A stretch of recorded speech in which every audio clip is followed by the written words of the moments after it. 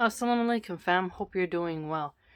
So, I wanted to talk to you today about how my life changed once I had a child, and to help motivate you to have a child. If you are on the fence about it, you're not sure, I think you should, hear some positive things about motherhood, especially when leftists are always framing children as a burden, something to be aborted, something to be discarded. You know, let's talk about a pro human, pro mother future. Now, I had my little one when I was in my 20s, and I must say that my child had a huge impact upon giving my life deeper meaning. Before that, it would just be going to the city. It's just life felt like I didn't really have something permanent, something to keep me out of trouble, something to make me wake up every morning. The struggle of life isn't as sweet without something there to provide for. And when I had my little one, bringing her home from the hospital and just seeing this little bundle, this little tiny human, wrapped up in a blankie with a little hat on, it changes you. When her little hand, wraps around my finger, and she has a separate heartbeat, and her eyes look at you, and you realize this little human was inside of my body. This is something magnificent. This is something that is so powerful and so life-altering that when you let motherhood come upon you in a positive way, you excel at really seeing the world in a more lasting manner. Now, what do I mean is that when you wake up, there's your child. When you go to bed, there's your child. It's not wake up, put a bunch of makeup on, go to work, clock in, get hit on, sexually harassed, hope that some hot customer gives you their number, and then you go home and hope they text you at night and that you don't look fat or something odd. The whole consciousness of before you have children and after, if you're actually a good person, is a huge difference. There's a tragedy now of women putting their desires before their children's. I believe that if you are truly a spiritual person, you truly value your child and what it means to be a mother, you will realize you will sacrifice everything for your child, including never wanting to be away from them for too long. I think if you are wondering when to get pregnant and you're saying don't get a child, to yourself, like, oh, I don't want to have a child, I'm going to wait to finish college, I would tell you to put college to the side. Because you can go back to college later. When your kid's old enough to verbalize abuse to you, you can go back to college. When your child is really little, you don't know if a nanny is leaving them in the diaper for too long, they get a rash. You don't really want to trust your child too much with a nanny who, on their phone, your kid eats a penny, chokes, something happens, it's a disaster. You also need to reflect upon, is your child going to bond more with the nanny than with you? And is it really natural within you when you're at work? Do you wonder about your child? And even if you're getting videos and FaceTimes, you're stressing out the nanny. The child is like, here's my mom, but then she's gone. Time goes by so fast. And when you are in your 50s and your 60s, your kids are going to be out in the world and you're going to have that huge alone time. And that's like when you can do all the fun things traveling in your old age. You can, if you live long enough, right? God willing. When you're in your retirement age, you should travel, that'd be fun for you. Take your grandchildren, make it like something memorable where you take your grandchildren with you, you visit the world, right? Like, wow, I'm going here, I'm going there. When you're young and you're like hooking up with all these different guys across the world, making a list, going to different hostels, doing these types of activities at the expense of having a family and utilizing this youthful strength of your body for the childbearing years, one must wonder if it's really, a good exchange, right? Children are what make life worth living, in my view. Truly, you should love your child more than you love your husband. First it's Allah, then it's your child, then it's you and your partner, right? You have to really accept the fact that it's okay to be a mother. Don't let any of those leftist feminists shame you. I know how it can feel like you have this competitive nature when you go to college, and you're like, I'll go back to work 6 weeks after I have a child. And like, you want to reassure your boss that you won't be out of the game. You have to wonder, like, is it really the best thing for you? Like, when your child is the most vulnerable. The most vulnerable. Your child could die while you're at work from SIDS or something else, God forbid. And you'd be so mentally crushed that you'd be like, wow, well, at least I hope you would. Right? I hope you would. Now, every day you're on earth, it's a day that Allah Azza has given you to have a child and start a family. The satisfaction of hearing a child laugh, of horsing around playing with them, making memories. When you're about to die, your child is going to be the one to mourn you. No one at work, no one else. A child is literally the best gift on this planet.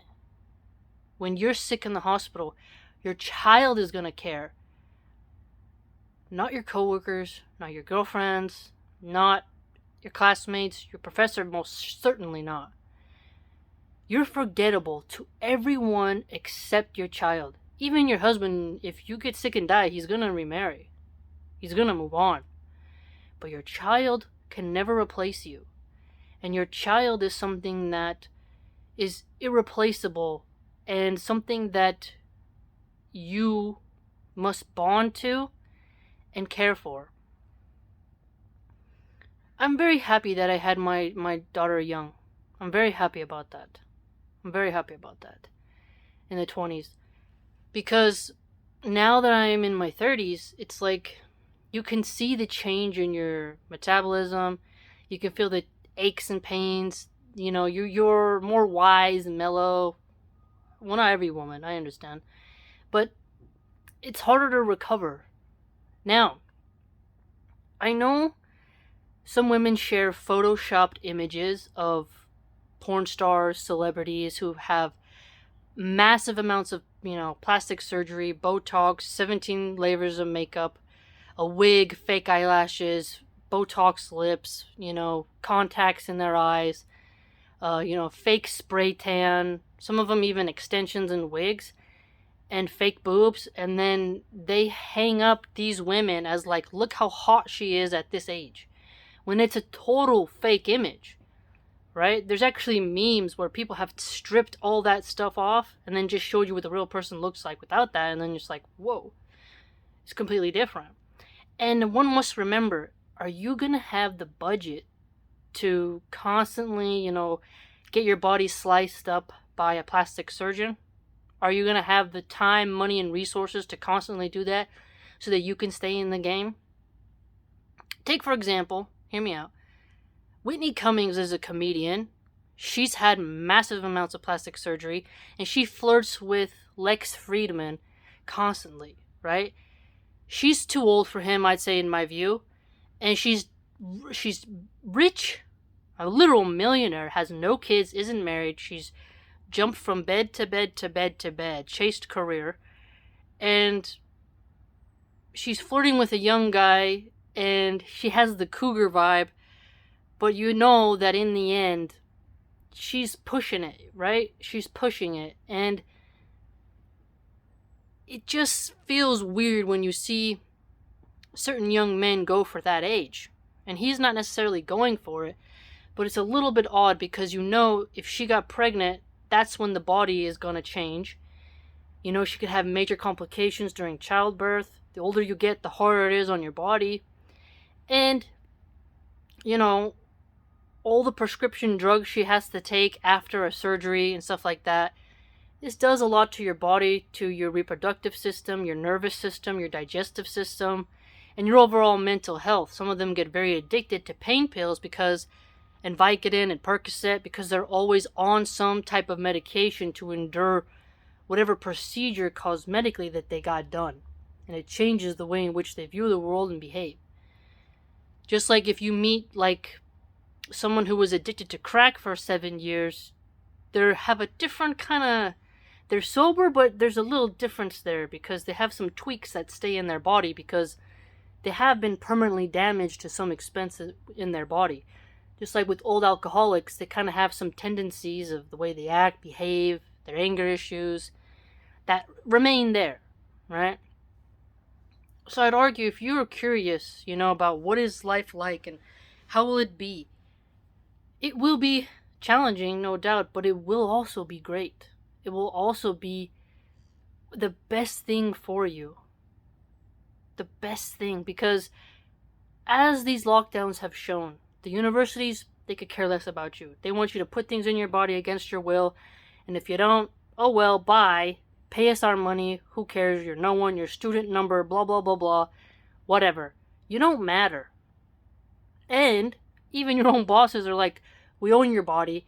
We're going to mandate you get this jab, this procedure. That doesn't even protect you all the way. If you don't do it, you're fired and we'll hire somebody else. So 2 things in your life have shown you that you are replaceable. But a child, you can never replace, his mama, her mama, right? You are heavily valued to this entity, this cute, adorable child who you literally endured labor pains to bring forth and see. And you might be worried about, how you feel sexually when you're pregnant.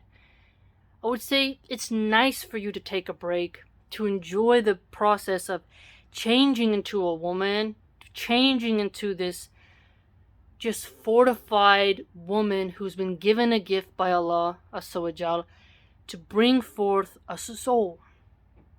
Oh, it's just so powerful. It's just such a wonderful thing. They're adorable little tiny feet. Their little giggles when you tickle their belly and then they laugh and then they just that smile. The look of a child for its mother can never be replicated. Never. It is just so powerful that you'll wonder, why did I wait so long? Why did I wait so long? I'm telling you, I remember just getting all my hair fancy, wearing the fanciest clothes, expensive perfume, and then just hoping. You're just waiting for a guy. And then at the same time, you're like, what is life? You just go home to your wherever you're living, right? You take off your coat, you put your shoes up, you put your hair up, get ready to take a shower, and it's you didn't really have a fulfilling day. And is it worth it to just, you're laying next to some dude you don't like, you're on a one-night stand, God forbid you do that. I'm just giving an example. And it's you just get up, get dressed, and go home. And then go take a shower, and on the way home you smell like just some random dude.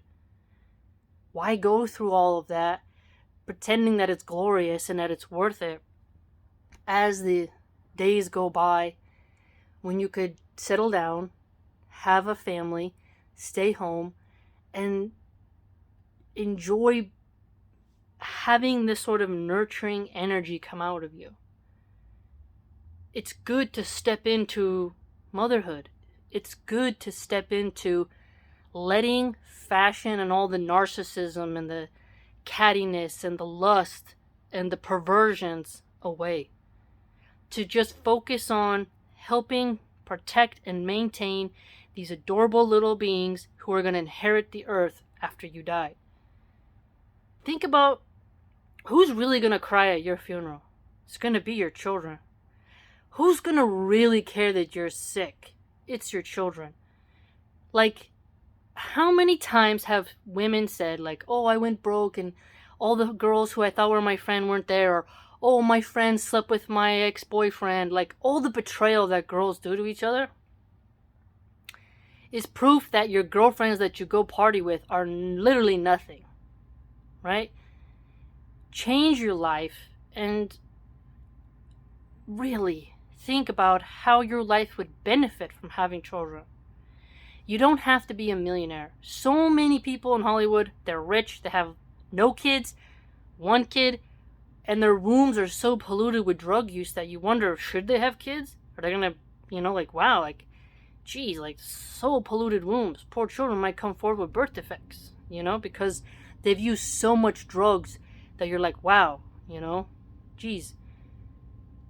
Remember, our window of youth, 18 to 30, that's a real thing that I've come to recognize. I truly have.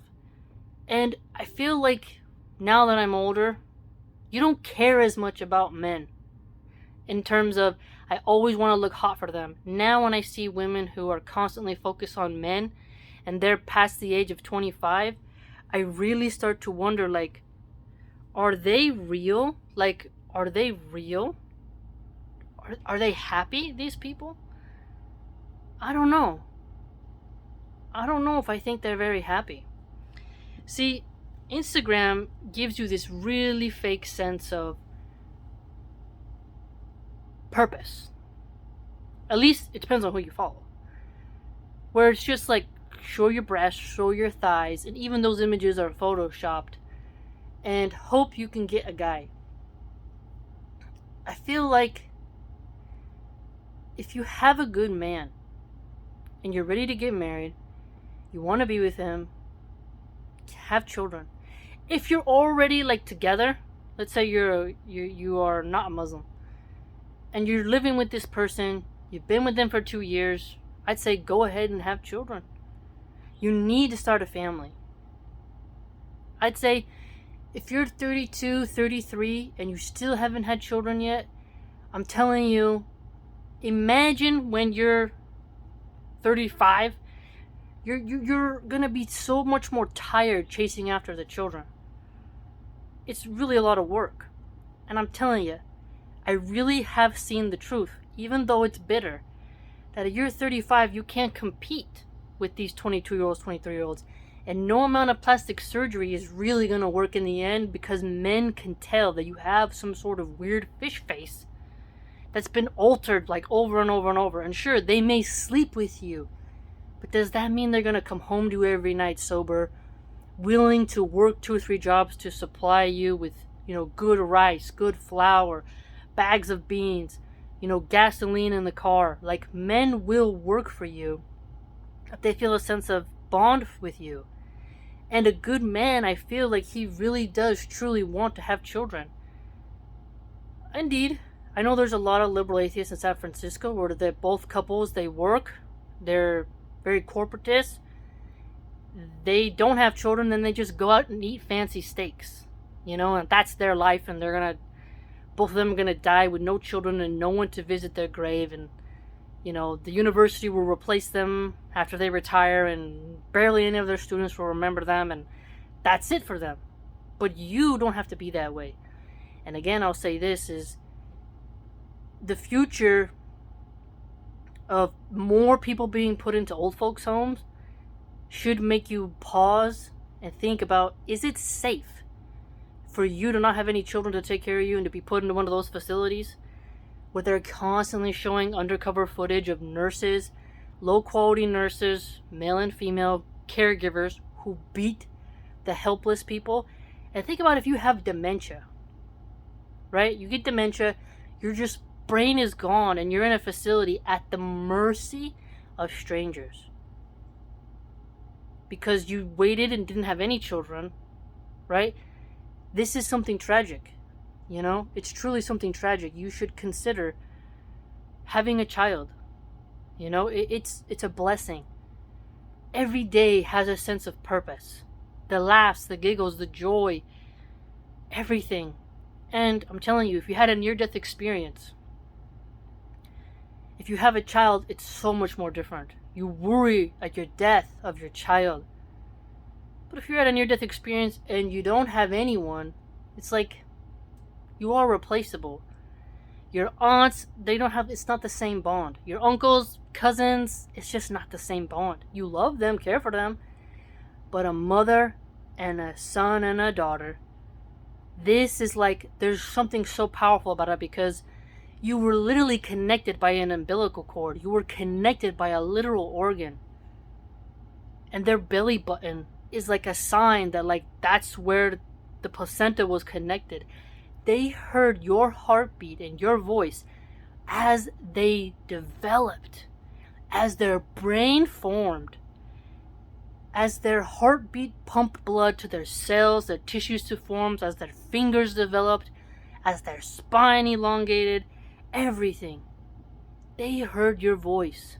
They heard your heartbeat like a drum every day. They came out of your body. You looked at them. You care for them. It is beautiful. Just imagine how wonderful your life can be with a beautiful child. If you're considering having a child, do it. Go for it. Your baby doesn't need the most fanciest crib, all these toys. Like Conor McGregor bought all this stuff for his kids on Instagram for Christmas. You don't need all that. You give your kid a stick and play in the beach in the sand, your kid's having fun. There's plenty of cheap ways to have fun with your little one. Just takes creativity, and you can tell funny stories. There's so many cute, adorable things you can do to fulfill time and entertainment with your little one. You don't have to go to Six Flags and Lagoon and all these huge theme parks in order to feel like you are providing your child with memories. Every day is a memory. So I highly encourage you that if you have someone already that you're married to, start having a kid. If you are curious about having a child and you're about to get married, enjoy your honeymoon period and then really start thinking, okay, it's time to have a kid. And if you are pregnant, keep the baby, don't abort it, and may Allah Azza wa Jal make your pregnancy and your birthing process easy. Truly, my life is, wow, you can't even measure it. What would be the purpose of me being on earth without my child? Seriously. It's such a gift. So I hope that you will consider having children. Have a good day.